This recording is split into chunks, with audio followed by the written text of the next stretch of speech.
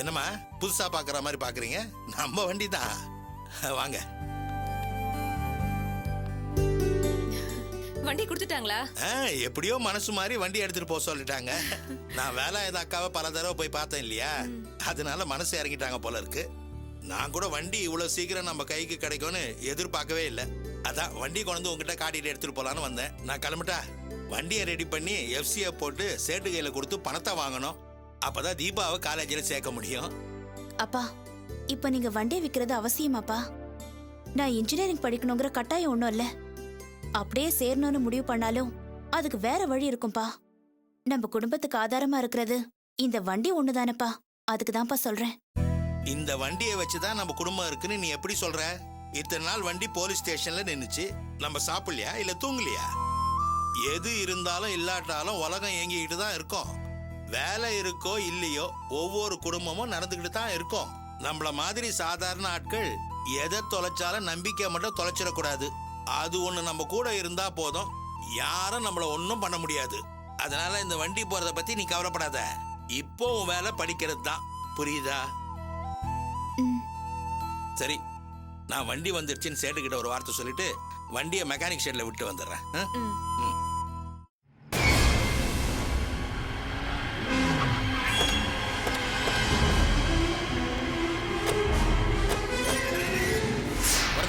வண்டி எடுத்துட்டு எங்க எஸ்கேப் ஆகுற? வா ஸ்டேஷனுக்கு. என்ன சார் சொல்றீங்க? கான்ஸ்டபிள் பரசுராமன் தான் எனக்கு சாவி கொடுத்தாரு. அவர்கிட்ட சொல்லிட்டு தான் நான் வண்டி எடுத்துட்டு வந்தேன். கான்ஸ்டபிள் பரசுராமன் கொடுத்தாரா? அந்த ஆள் 2 மாசமா மெடிக்கல் லீவ்ல இருக்காரியா? அவர் லீவு முடிஞ்சு இன்னும் ஸ்டேஷனுக்கே வரல. ஆமா, நீ எங்க வர பார்த்த? உங்ககிட்ட வண்டி சாவி வேற கொடுத்தாருன்னு சொல்ற.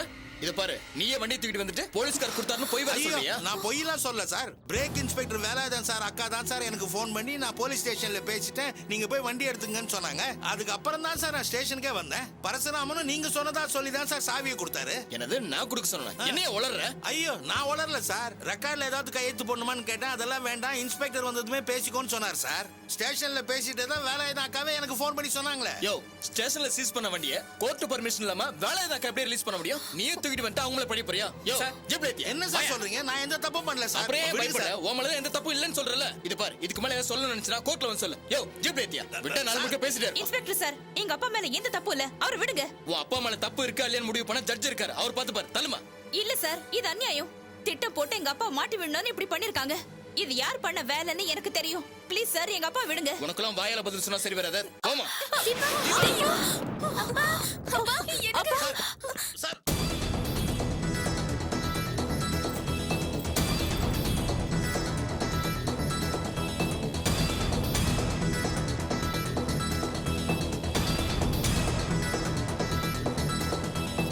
அம்மா, நீங்க தைரியமா இருங்க, நான் இப்ப வந்துடுறேன்.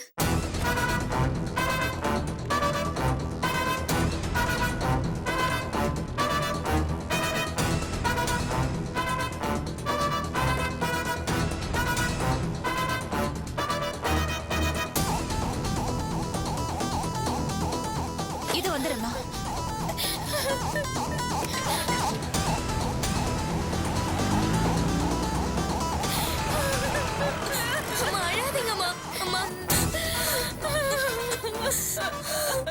அழாதீங்கம்மா. தீபா, தீபா, வேணாம் தீபா, நீ வீட்டுக்கு போ. சொன்னா கேளுமா, வீட்டுக்கு போமா, வராத.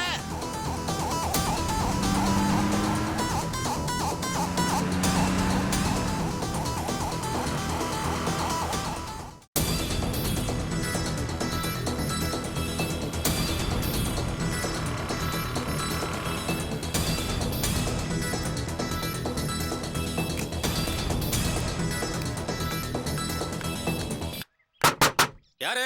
இருங்க, இந்த வரேன். ஹலோ, இருங்க. யார் மணி? நான் வேலாயுதன் சாரோட அக்காவை பார்க்கணும். உன்னை வர சொன்னாங்களா? இல்ல, நான் அவசரமா உங்களை பார்க்கணும். உன் பேரு?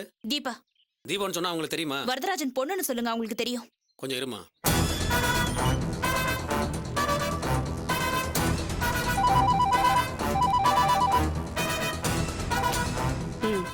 சொல்லு செக்யூரிட்டி. அம்மா, உங்களை பாக்குறதுக்கு தீபான்னு ஒரு பொண்ணு வந்திருக்குமா? வரதராஜன் பொண்ணா? என்ன, வரதராஜன் பொண்ணா? ஆமாமா. சரி, உள்ள வர சொல்லு. சரிம்மா. அப்பாவுக்காக பொண்ணு நீதி கேட்டு வந்திருக்கா போல இருக்கு. இந்த குடும்பத்துல எது கிடைக்காதோ அதைத்தான் எல்லாரும் கேட்டு வராங்க. கொஞ்சம் வாயை மூடுறீங்களா? நான் வாய மூடிதான் 20 வருஷம் ஆகி போச்சே. ஏன் திலகா, நம்ம 2 பேருக்கும் கல்யாணம் ஆகி ஒரு 20 வருஷம் ஆயிருக்காது? ஆனா ஒண்ணு திலகா, உன் தம்பி ஜெயிலுக்கு போனதுக்கு அப்புறம் தான் உனக்கும் உன் தம்பிக்கும் எவ்வளவு மரியாதை இருக்குன்றது எனக்கு தெரிய ஆரம்பிச்சது. நீ எவ்வளவு பெரிய விஐபின்றது எனக்கு புரிய ஆரம்பிச்சது. என்ன? நான் உன்னை கேலி பண்றதுக்காக சொல்லல திலகா. முத்துமாணிக்கம் உன்னை பாக்குறதுக்காக நம்ம வீட்டு வாசல்ல தவம் கிடந்தான். வரதராஜன் உன் காலடியிலேயே வந்து விழுந்துட்டான். இப்ப அவன் பொண்ணும் உன் தயவை தேடி வந்திருக்கான். அந்த காலத்துலலாம் ராஜாக்கள் ஆராய்ச்சி மணி கட்டி வச்சிருப்பாங்க இல்லையா? அத மாதிரி நம்ம வீட்டுல ஒரு மணியை கட்டி வச்சோம்னா யாருக்காவது ஏதாவது குறை இருந்து வந்து அதை அடிச்சாங்கன்னா நீ ஓடி போய் அந்த குறையெல்லாம் தீர்த்து வச்சிடலாம் இல்லையா? அதுக்காக சொன்னேன்.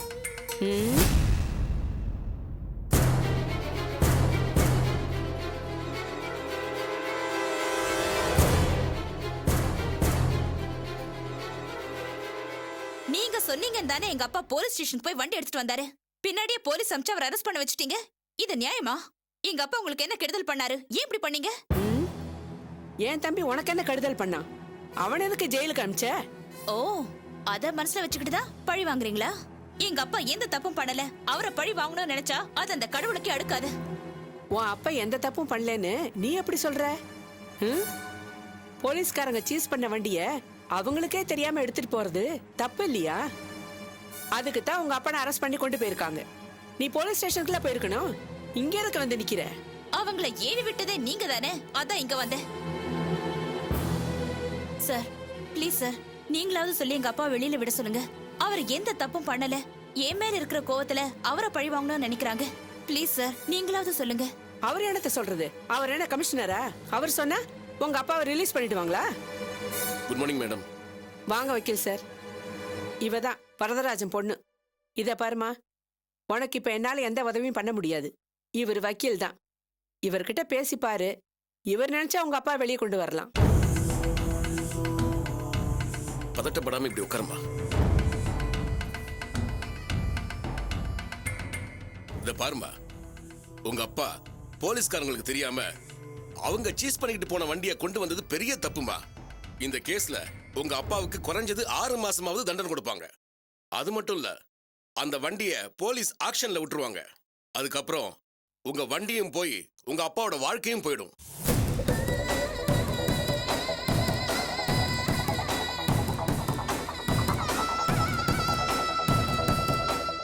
நான் உங்க அப்பாவை வெளியெடுக்கிறதுக்கு ஏற்பாடு பண்றேன். உங்க வண்டியையும் மறுபடியும் உங்களுக்கே கிடைக்கிற மாதிரி செய்யறேன். ஆனா நீ எங்களுக்கு ஒரு சகாயம் பண்ணணும். இந்த 3 நாள்ல வேலாயுதன் சார் கேஸ் விசாரணைக்கு வரப்போகுது.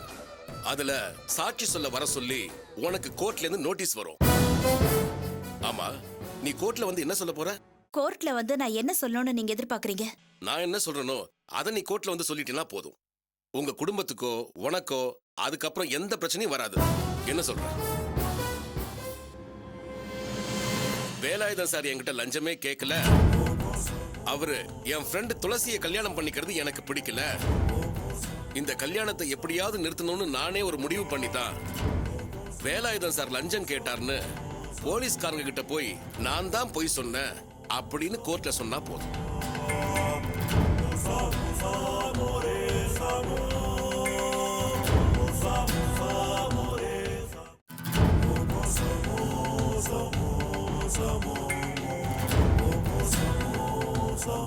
அவங்க என்கிட்ட கொடுத்த ரசாயனம் தடவின ரூபா நோட்டை நான் கொடுத்தப்ப கூட அவர் வாங்கிக்கல. அவர் வேண்டாம், இதெல்லாம் தப்புன்னு கூட சொன்னாரு. நான் தான் என் ஃப்ரெண்டுக்கு கல்யாண பரிசா ஏதாவது தர விரும்புறேன். நான் கொடுத்தா துளசி வாங்கிக்க மாட்டா. அதனால நீங்களே இந்த பணத்துல ஏதாவது ஒரு கிஃப்ட் வாங்கி கொடுத்துருங்கன்னு சொல்லி வேலாயுதன் சார் கிட்ட கட்டாயப்படுத்தி அந்த பணத்தை கொடுத்தேன் அப்படின்னு கோர்ட்ல சொன்னா போதும். அந்த வாக்கு மூலம் உன் வாழ்க்கையே மாத்திடும். அதுக்கப்புறம் எல்லாத்தையும் நான் பாத்துக்கிறேன்.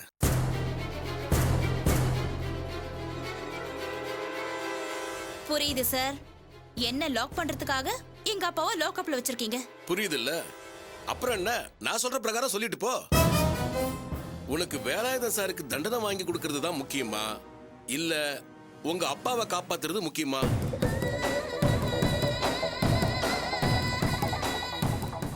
நான் சொல்லி கொடுத்த மாதிரி நீ கோர்ட்ல வந்து சொல்லிட்டீனா உங்க அப்பாவும் வெளியே வந்துருவாரு, உங்க வண்டியும் திரும்ப கிடைக்க நான் ஏற்பாடு பண்றேன். அதுக்கு பிறகு நாங்க உங்க விஷயத்துல தலையிடவே மாட்டோம். நீங்க அமைதியா ஒதுங்கி வாழலாம். உன் முடிவை சொல்லிட்டு போ. நீ சொல்றதை வச்சுதான் நாங்க ஒரு முடிவுக்கு வரணும். நான் அப்படி சொல்ல மாட்டேன் சார். நான் நியாயத்தையும் தர்மத்தையும் நம்புறவன். என்னமா பேசுற நீ? ஈபிகோ செக்ஷன் தான் சட்டத்துல இருக்குதே தவிர நியாயம் தர்மம்னு எந்த செக்ஷனும் இல்ல, புரிஞ்சுக்கோ. உங்க அப்பாவையும் உங்க வண்டியும் வெளியே கொண்டு வரதுக்கு ஒரு நல்ல சந்தர்ப்பம் கிடைச்சிருக்கு. இதை பயன்படுத்திக்கோ. இதை விட்டா உனக்கு வேற வழியே கிடையாது. அப்புறம் உங்க அப்பா கடைசி வரைக்கும் ஜெயிலேயே இருக்க வேண்டியதுதான். உங்க குடும்பத்துக்கு சோறு போடுற வண்டியும் கிடைக்காது. பரவாயில்ல சார், நீங்க சொன்ன மாதிரி நான் கோர்ட்ல வந்து சொன்னா அதை என்ன நம்பி வந்த போலீஸ்காரங்களை முட்டாளாக்குன மாதிரி ஆயிடும். நான் சொல்ல மாட்டேன். தர்மம்னு ஒண்ணு இருந்தா எங்க அப்பா தன்னால வெளியில வந்துருவாரு.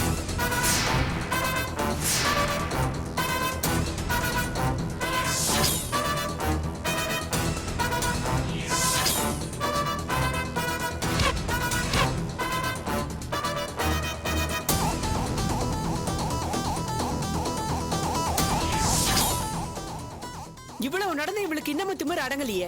18 வயசு பொண்ணுமா, ரத்தம் சூடாதான் இருக்கும். மெதுவா தான் நம்ம வழிக்கு கொண்டு வர முடியும். இவங்க அப்பனும் நம்ம வேலாயுதம் சார் இருக்கிற ஜெயில தான் இருக்கான். நம்ம சாரை விட்டு அவங்க அப்பங்கிட்ட பேச சொல்றேன்.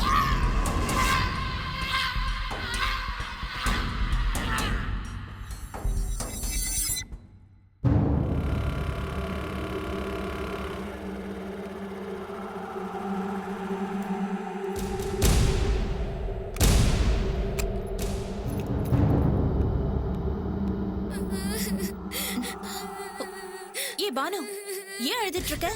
அம்மா எங்க? என்னாச்சு? அப்பாவை போலீஸ்காரங்க கூட்டிட்டு போனதுல இருந்து அம்மா உட்காந்து அழுதுகிட்டே இருந்தாங்க. திடீர்னு மயக்க போட்டு விழுந்துட்டாங்க தீபா. அமுத்தாவும் பக்கத்து வீட்டு ஆன்ட்டியும் தான் அம்மாவை ஹாஸ்பிட்டல் கூட்டிட்டு போயிருக்காங்க. நான் உனக்காக தான் வெயிட் பண்ணிட்டு இருக்கேன். நான் அம்மாவை உடனே பார்க்கணும். வா தீபா, போலாம். சரி வா போலாம். என்னமோ துளசி, நானும் நீயும் தினம் தினம் இந்த கோயிலுக்கு வந்துக்கிட்டு போய்கிட்டு தான் இருக்கிறோம். அந்த முருகனுக்கே நம்மளை பார்க்க அழுத்து போய் ஒரு நல்ல நேரம் வராதா? வரும் பாட்டி. பொறுமையா இருக்கிறவங்களுக்கு கண்டிப்பா நல்ல நேரம் வரும். நீ முருகனை கும்பிட்டு அந்த முருகன் மாதிரியே எதுக்கு எடுத்தாலும் கோவப்படுற. என்ன பண்றது, எனக்கும் வயசாயிருச்சு. நீ நல்லா வாழ்றத பார்த்து நான் கண்ணு மூடணும்னு நினைக்கிறேன். அதை விட எனக்கு வேற என்ன வேணும்? உன் வாழ்க்கை என்ன ஆகுமோ ஏதாகுமோன்னு நினைச்சா எனக்கு கோவமா வருது. என்ன செய்யறது? ஆமா, யாரோ உனக்கு படிப்புக்கு உதவி செய்யறதா சொன்னியே, அவங்க மூலமாவது கடவுள் கண்ணு திறக்கட்டுமே உனக்கு. ஆண்டவனை தான் நம்பணும். துளசி நில்லு. ஏ கல்யாணி, எப்படி இருக்க? நான் நல்லா இருக்கேன் துளசி. தீபா இப்பதான் போன் பண்ணா. அவ அப்பாவை போலீஸ் அரெஸ்ட் பண்ணிட்டு போயிட்டாங்களா? தீபாவோட அப்பாவை அரெஸ்ட் பண்ணிட்டாங்களா? நீ என்ன சொல்ற? எதுக்காக அரெஸ்ட் பண்ணாங்க? போலீஸ் ஸ்டேஷன்ல அவங்க வண்டியை சீஸ் பண்ணி வச்சிருந்தாங்கல்ல, அத போலீஸ்காரங்களுக்கு தெரியாம எடுத்துட்டு வந்துட்டாருன்னு அரெஸ்ட் பண்ணிட்டாங்க. அவர் அந்த மாதிரி எல்லாம் செய்யறவர் இல்லையே. இது நம்புற மாதிரியே இல்ல. அங்கிள் ரொம்ப நல்லவராச்சே. இதெல்லாம் அந்த வேலையத்தோட வேலைதான் துளசி. தீபா என்னைக்கு அவனை மாட்டி விட்டாலோ அப்பத்துல இருந்து தீபாவுக்கும் அவங்க அப்பாவுக்கும் ஒவ்வொரு பிரச்சனையா கொடுத்துட்டு இருக்கான். தீபா குடும்பத்தை பழி வாங்கணும் தான் இது எல்லாமே நடக்குது. என் வாழ்க்கையை காப்பாத்தணும்னு நினைச்சதுனாலதான் பாவம் அவளுக்கு இவ்வளவு பிரச்சனை வந்துட்டு இருக்கு. நான் இப்ப தீபாவை பார்க்கணும். அவ எங்க இருக்கா? தீபா இப்ப ஹாஸ்பிட்டல் தான் போயிட்டு இருக்கான்னு என்கிட்ட சொன்னா. ஹாஸ்பிட்டலுக்கா? அவளுக்கு என்ன ஆச்சு? அவங்க அப்பாவை அரெஸ்ட் பண்ண அதிர்ச்சியில தீபா அம்மா மயக்கமாயிட்டாங்களாம். அதனால அவங்க வீட்டு பக்கத்துல இருக்கிற ஹாஸ்பிட்டல்ல அட்மிட் பண்ணிருக்காங்களாம். ஐயோ பாவம். அவளுக்கு அடுக்கடுக்க அப்படி பிரச்சனை வந்து அவளால எப்படி தாங்க முடியும்? நீ இப்ப ஹாஸ்பிட்டல் தான் போறியா? ஆமா பாட்டி, நாமளும் போய் தீபாவையும் உங்க அம்மாவையும் பாத்துட்டு வந்துடலாமா? வாம்மா போவோம். தீபா இப்படி ஒரு கஷ்டத்துல இருக்கான்னு தெரிஞ்சா நம்ம போகாம இருக்க முடியுமா? வா, நம்ம போய் பார்த்துட்டு